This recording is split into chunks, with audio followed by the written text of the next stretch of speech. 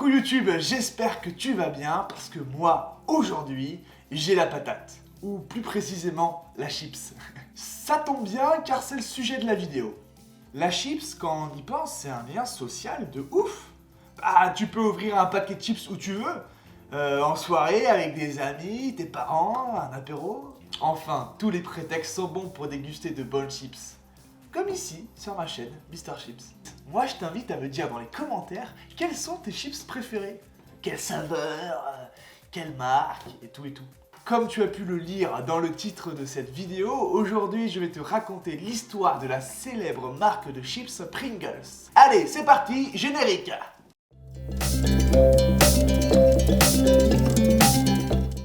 Avant de te raconter l'histoire de Pringles, on va revenir brièvement en arrière dans les années 1850.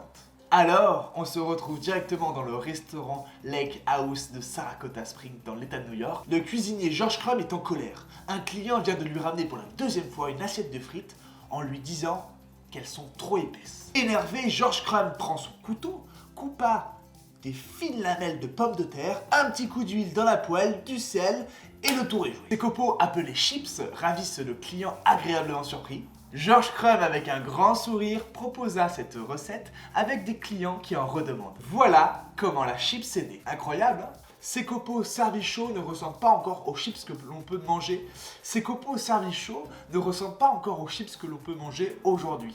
Il va falloir attendre 73 ans pour que les chips du restaurant avec George Crumb passent du resto au pique-nique. Et ça, c'est grâce à Laura Claude Scudder, une femme d'affaires et chef d'entreprise américaine originaire de Californie. Elle va innover en 1926 en les vendant dans des sachets hermétiques pour prolonger la fraîcheur. Les paquets de chips comme nous les connaissons aujourd'hui sont alors créés. Les chips, on en connaît sous toutes formes, tout goût, toute saveur, pimenté, sucré, salé, à la pizza, au bacon et papapapa. Ce qui nous plaît vraiment dans la chips, je pense que c'est ce côté craquant, assez bon, assez salé, facile à partager avec nos amis. Et en plus, ça rassemble les gens. Et ça, une marque en question l'a bien compris. Qui ne connaît pas ces chips ondulés et qui n'a pas essayé de refaire ce bec de canard comme dans la pub? Ouais, j'avoue, j'en fais partie. Devenue l'une des chips les plus célèbres au monde, il y a plusieurs écoles concernant les Pringles. Avec son tube rouge pour la version originale qui s'est décliné en nombreuses couleurs et saveurs. Pizza, paprika, bacon. Il existe également une gamme flamme plus pimentée, une gamme de chips de riz et une autre de maïs.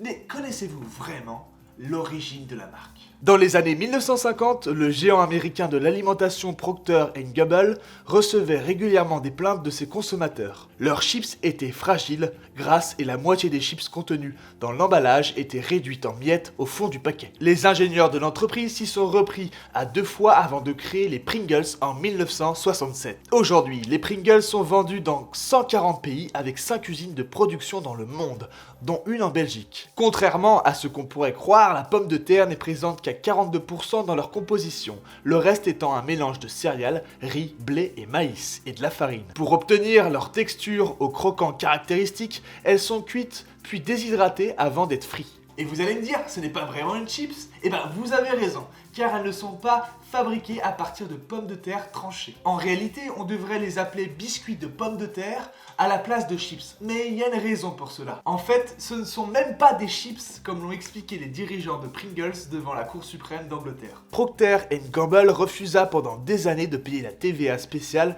s'impliquant en Angleterre sur les chips et snacks de pommes de terre, et vu le processus de fabrication industrielle, tous les additifs, arômes et colorants, ils ne pouvaient pas être considérés comme des chips, ni comme des snacks à base de pommes de terre. Attaqués en justice, la cour d'appel leur donnera raison dans un premier temps. Mais les juges de la Cour suprême, eux, furent d'avis que les Pringles doivent être taxés comme des chips car à défaut d'être faits à partir de pommes de terre tranchées, ils avaient une apparence rappelant celle des chips et étaient considérés comme des chips par le public. Procter & Gamble dut alors s'acquitter de 120 millions d'euros de taxes. L'histoire de Pringles a débuté en 1967, mais avant de lancer les produits, il fallait lui trouver un nom et un logo. Pour le nom de la marque, ils sont allés dans l'annuaire téléphonique et ils ont trouvé une rue qui s'appelait la Pringle Avenue. Ils ont décidé d'enlever le nom Avenue pour y garder que Pringle, en rajoutant en effet un S pour donner Pringles. Mais en ce qui concerne le symbole de la marque, Monsieur Pringlet, avec sa grosse moustache, ses gros sourcils,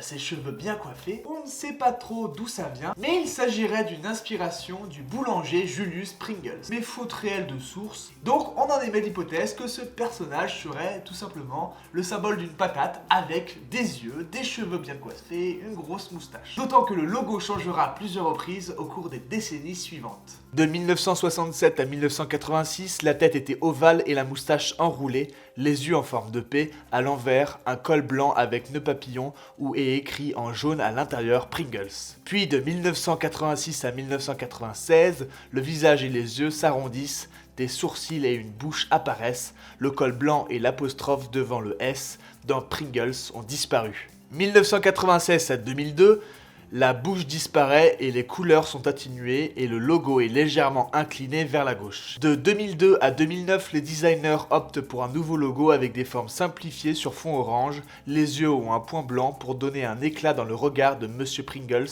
et un petit nœud papillon rouge remplace celui d'avant plus grand sur fond noir. À partir de 2009, quelques simplifications et la suppression du fond orange dans la foulée, le logo ne va plus changer jusqu'au 20 septembre 2021, quand Pringles décide de se rajeunir et modernise sa mascotte et son logo. Cette célèbre tête à grosse moustache aura désormais de nouveaux sourcils et un nouveau nœud papillon au nom de la marque. La palette du logo Pringles se compose de 6 couleurs. Le jaune pour le nom de la marque, le rouge pour le nœud papillon, le blanc pour la tête, le noir pour le contour, le chocolat et le marron pour la moustache et les cheveux.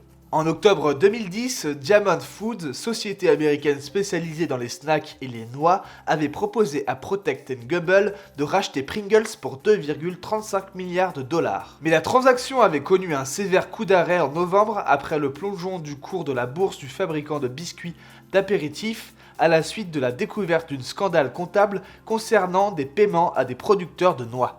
Les deux entreprises mettront alors fin mutuelle à leur projet de transaction sur le fabricant de chips Pringles qui fera l'objet d'une offre de rachat concluante en 2012 de Kellogg pour près de 2,7 milliards de dollars. Aujourd'hui, Pringles continue de prospérer en agrandissant sa gamme de chips pour le plaisir de nos papilles gustatives. Et dire que la marque existe depuis maintenant 55 ans, c'est fou. Merci à toi d'avoir regardé cette vidéo jusqu'au bout. Je t'invite à mettre Team Chips dans les commentaires si tu as regardé la vidéo du début jusqu'à la fin. Et si tu as envie que je te raconte l'histoire d'une autre marque de chips ou de produits alimentaires, n'hésite pas à me le dire dans les commentaires. Sur ce les amis, mon planning de vidéos c'est tous les mercredis et les vendredis à 18 h et tous les mardis et jeudis à 18 h sur ma chaîne principale Le Monde de Marque.